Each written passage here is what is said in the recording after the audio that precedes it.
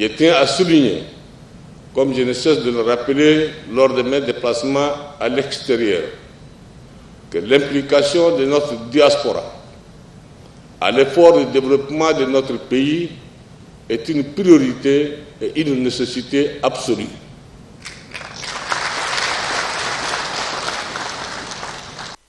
Ce sont les propos du président de la République lors de la 3e édition de la conférence des ambassadeurs dont le thème est le renforcement de l'outil diplomatique face aux défis sécuritaires et de développement durable.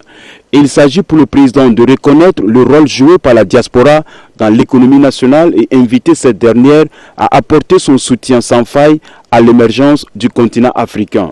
Lors de ses multiples déplacements à l'extérieur, le chef de l'État ne cesse de rencontrer la colonie tchadienne et lui donner des sages conseils, celui d'être les ambassadeurs de leur pays.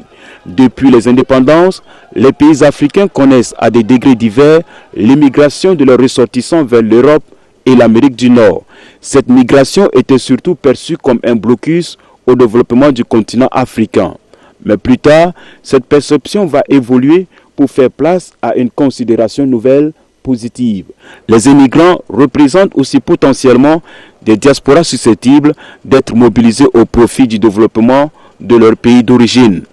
Bien qu'ayant physiquement quitté le pays natal et le continent pour un avenir meilleur, la diaspora a maintenu un lien fort avec l'Afrique à travers divers mécanismes. Aujourd'hui, la diaspora joue sa partition en termes de transfert de compétences et de devises.